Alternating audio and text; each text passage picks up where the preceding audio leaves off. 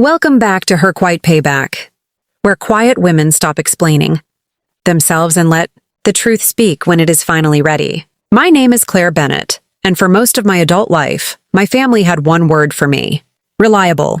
I was the woman my mother called when the electric bill was late, when my younger sister needed tuition, when Grandma needed someone to drive 3 hours for a doctor's appointment. I never complained, at least not out loud. I worked as a claims auditor in Charlotte, North Carolina, and I had always been careful with money. I saved, I planned, I paid my bills early. My younger sister, Marissa, was different. She was charming, impulsive, and somehow always one unexpected expense away from a crisis. My mother adored that about her. She called Marissa sensitive. She called me strong. I eventually learned that in our family, those two words meant very different things. Sensitive meant people protected you. Strong meant people expected you to handle everything. When Grandma Ruth's health began failing, I became the person who managed everything. I drove her to appointments. I organized her medications. I paid for repairs around her little bakery in Asheville. That bakery had belonged to Grandma for 36 years. It wasn't glamorous. The floors were old. The kitchen smelled permanently of cinnamon and coffee. But Grandma loved it. And she loved me for helping her keep it open. 3 months before she died, she took my hand across her kitchen table and said something I didn't understand at the time. "Claire, some things belong with the person who actually carried them." I smiled. I thought she was talking about the bakery. I didn't know she had already made arrangements. And I certainly didn't know my mother and sister were about to build an entirely different story around Grandma's final wishes. After Grandma died, my mother handled the funeral.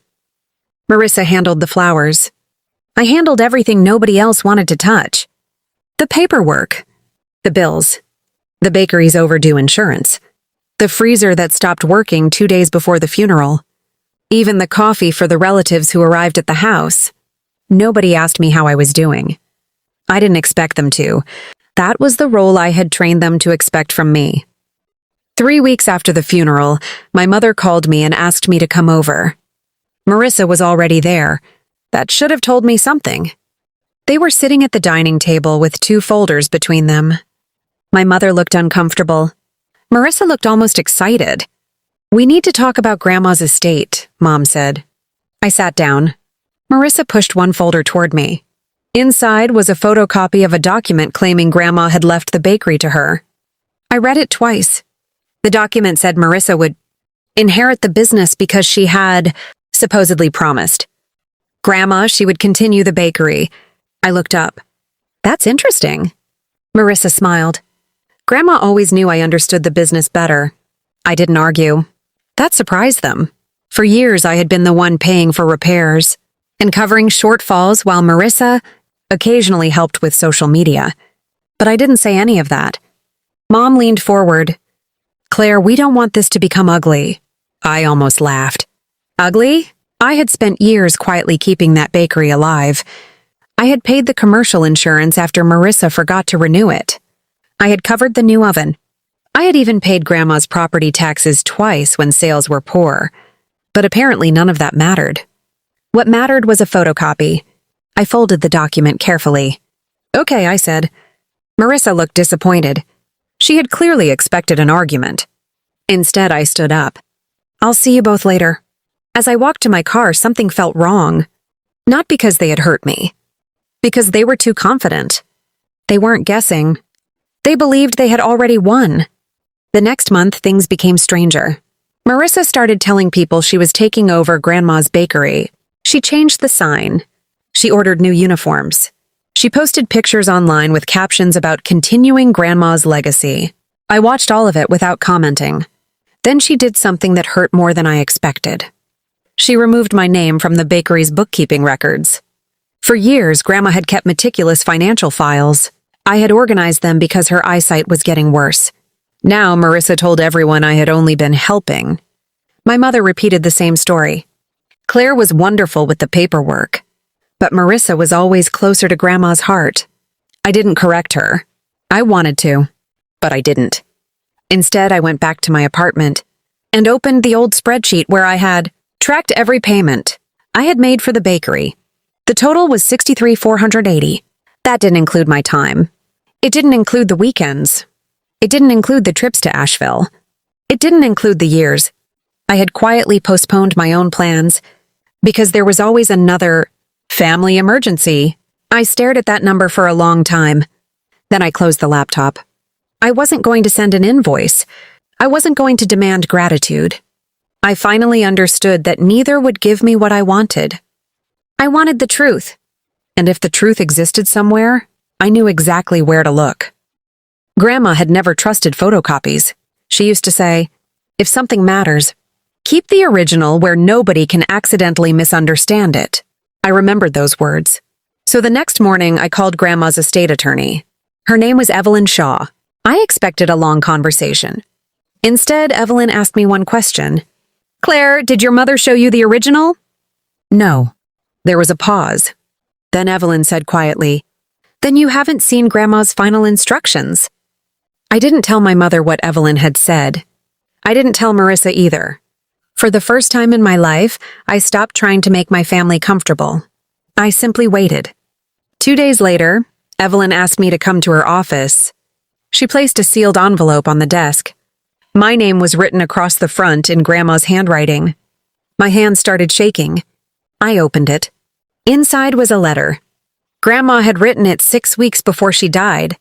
She explained that she knew Marissa wanted the bakery, but she also knew Marissa didn't understand what running it required. She wrote that the bakery had survived because I had quietly protected it for years. Then came the part that changed everything. Grandma had left the bakery to me. Not Marissa. Me. But there was more. She had created a small trust from the bakery's savings and required me to offer Marissa a paid position if I chose to keep her. The letter wasn't the legal document. The legal document was attached. Grandma had signed it in front of 2 witnesses. Evelyn looked at me. "Your mother and sister were given copies of an earlier draft." I stared at the papers. So they knew. They knew there was a later document, Evelyn said. They were told it existed. I felt something inside me settle. Suddenly, all that confidence made sense. They weren't confused. They were hoping I would be. Evelyn asked what I wanted to do. I could have called my mother immediately. I could have confronted Marissa. I could have driven to Asheville and thrown the papers onto the kitchen table. Instead, I folded the letter back into the envelope. "Not yet." Evelyn raised an eyebrow. "Are you sure?" "Yes. Because for the first time, I wanted to see what they would do if they believed I had nothing. And they were about to show me everything." The following Saturday, my mother invited the family to the bakery. She called it a celebration of Grandma's legacy. I knew exactly what it was. A coronation. Marissa stood behind the counter wearing an apron embroidered with her name. My mother gave a little speech about how proud Grandma would have been. Everyone clapped. Then my aunt looked at me. "Claire, aren't you happy for your sister?" I smiled. "I hope she's happy." Marissa's smile tightened. She wanted me to fight. Instead, I sat at a small table near the window and drank coffee. Then Marissa announced something else. She had decided to sell the bakery. Apparently, she had already received an offer from a developer. My mother nodded proudly. "It will give Marissa a fresh start." I looked around the room. Grandma's old mixer was still sitting in the corner. Her handwritten recipes were framed behind the counter. And these women were discussing selling the place as if Grandma's 36 years there were just another number. Marissa looked at me. "You don't have a problem with that, do you?" That was the moment. Everyone went quiet. They expected me to stand up. They expected anger. They expected me to finally reveal everything. Instead, I took one slow sip of coffee. "No," I said. Marissa blinked. "No?" "No." My mother relaxed. I could almost see the relief. They thought they had won. They didn't know that Evelyn had already filed the necessary paperwork. They didn't know the original will had been certified. They didn't know the buyer's attorney was about to discover that. Marissa had no authority to sell anything. I stood up. "I have somewhere to be." My mother frowned. "Claire, you aren't going to make this difficult." I looked at her. "No, Mom." Then I smiled gently. "You already did." and I walked out. The call came Monday morning. It was from Marissa. She sounded furious. The buyer backed out. I said nothing.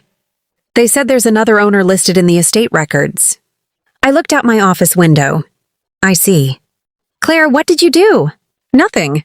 That was true. I hadn't called the buyer. I hadn't threatened anyone. I hadn't even contacted Marissa. The paperwork had simply reached the people who needed to see it. She started crying. Then my mother got on the phone. Her voice was colder. You've been hiding something. I sat quietly. I've been waiting, I said. For what? For everyone to stop assuming I would stay quiet forever. There was silence. Then Mom said the words I had heard my entire life. Family doesn't do this to family. I almost smiled. Because family had done this. They had simply done it so gradually that nobody called it betrayal. They called it help. They called it sacrifice. They called it love. I told my mother the bakery belonged to me. She denied it. So I sent her one photograph. Grandma's signed document. Nothing else. No explanation. No argument. Within 10 minutes, my phone exploded. My aunt called. My cousin called. Marissa sent 6 messages. My mother sent one. How could you? I stared at those words. Then I put my phone face down. That evening, Evelyn called. The estate has been formally transferred, she said. Thank you. There is one more thing. What? Your grandmother left a second letter. I closed my eyes. What does it say? Evelyn hesitated. She wrote that if your family ever tried to make you feel guilty for receiving what she intentionally left you, you should remember something. I waited.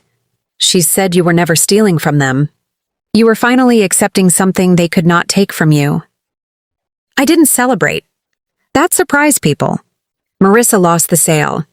My mother lost control of the story. But I didn't feel victorious. I felt tired. Then something unexpected happened. Marissa came to my apartment. She stood outside my door holding a cardboard box. Inside were Grandma's recipe books. I found these in the storage room, she said. I stepped aside. She put the box down. I didn't know about the final will. I looked at her. Mom knew? Marissa nodded.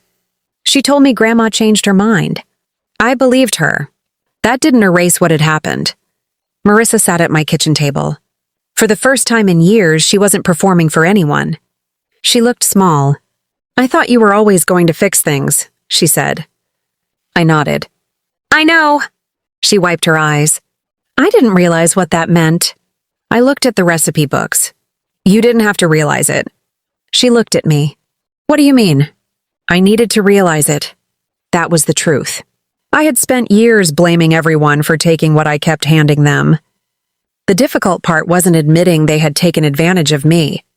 The difficult part was admitting I had stayed because being needed made me feel important. I had confused usefulness with love. Marissa apologized. I accepted the apology. But I didn't give her the bakery. I offered her something else. A job. A real one. Regular hours. A paycheck. No ownership. No special treatment. She looked surprised. You're still willing to hire me? Yes. Why? Because I can forgive you without pretending nothing happened. She nodded slowly. And for once, nobody asked me to sacrifice anything to prove I loved them. The bakery reopened under my name 3 weeks later. I kept Grandma's sign. I kept her recipes. But I changed the schedule. I hired 2 women from the neighborhood who had worked with Grandma years ago. Marissa stayed too. At first she struggled. She had never understood how much work happened before customers walked through the door. But she learned. My mother didn't come. She told relatives I had taken everything. I didn't defend myself. There was no need. The documents were already there. A month later, my mother asked me to meet her. We sat in a coffee shop halfway between Charlotte and Asheville. She looked older. I want the bakery back, she said. I took a breath. It's not yours. I want things to go back to the way they were. I looked at her. I don't. She looked hurt. You're my daughter. I know. And you're really going to let one misunderstanding destroy our family? I almost laughed. It hadn't been one misunderstanding. It had been years of small decisions. Years of assuming I would pay. Years of assuming I would forgive. Years of believing my silence meant agreement. I reached into my purse. For a moment, she looked hopeful. Then I pulled out Grandma's letter. I didn't hand it to her. I simply looked at it. Grandma knew, I said. My mother looked away. I didn't ask her to apologize. I didn't ask her to admit anything. I simply said, I love you, Mom, but I won't keep proving it by losing myself. She stared at me. Then she whispered, So what happens now? I stood. Now you live your life, and you live yours. It was the quietest ending I could have imagined. And somehow it was enough. 6 months passed. The bakery was doing better than it had in years. Not because I worked every hour. Because I finally stopped trying to do everything myself. Marissa became good at managing the front counter. She started saving money. She even apologized to me one afternoon without asking for anything afterward. That mattered. My mother was different. She still called occasionally. Sometimes she wanted money. Sometimes she wanted favors. But I had learned to recognize the difference between being loved and being needed. One Sunday morning, my phone rang. It was Mom. I need help with something. I waited. She explained that her apartment rent was going up. I could have paid it. The old Claire would have. Instead, I told her about a senior housing program in her county and gave her the number. She was silent. Then she said, You used to just send the money. I know. You've changed. I smiled. Yes. She didn't like that answer, but she didn't argue. That afternoon, I went to the bakery alone. I unlocked the front door before sunrise. The kitchen smelled like cinnamon. For a moment, I could almost hear Grandma humming. I placed her old recipe book on the counter. Then I noticed something tucked inside it. A tiny handwritten note. I recognized Grandma's handwriting immediately. It said, Claire, don't spend your whole life keeping everyone else's table full. I sat down, and for the first time I cried. Not because I was angry, because I finally understood what she had been trying to tell me. The bakery wasn't the inheritance. The money wasn't the inheritance. The real inheritance was permission. Permission to stop earning my place at the table. A year after Grandma died, I planted a small garden behind the bakery. Nothing fancy. Lavender. Rosemary. A few tomatoes. I wanted something living outside the kitchen window. Marissa helped me dig the first row. We worked quietly. There was no dramatic family reunion. No perfect apology. No magical moment where everyone suddenly became the people I had wanted them to be. Life isn't usually that generous. But something had changed. I no longer waited for my mother to recognize what I had done. I no longer needed Marissa to admit what she had taken. I didn't need the family to agree that I had been right. The documents had already told the truth. And more importantly, I finally believed it myself. One evening, I locked the bakery and stood outside beneath the old sign. Grandma's name was still painted there. Mine was underneath it now. For years, I thought quiet women were supposed to endure. I don't believe that anymore. Quiet doesn't mean weak. It doesn't mean forgiving everything. And it certainly doesn't mean allowing people to keep taking just because they know you'll eventually feel guilty.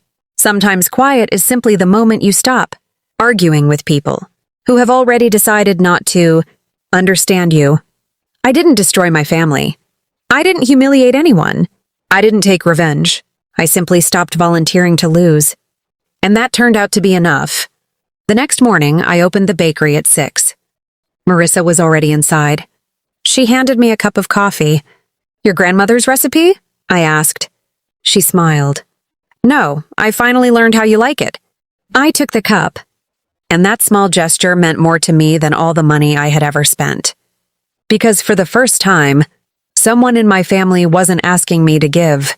They were simply giving something back. And I realized that was the quietest payback of all. I had finally built a life where love didn't come with a bill.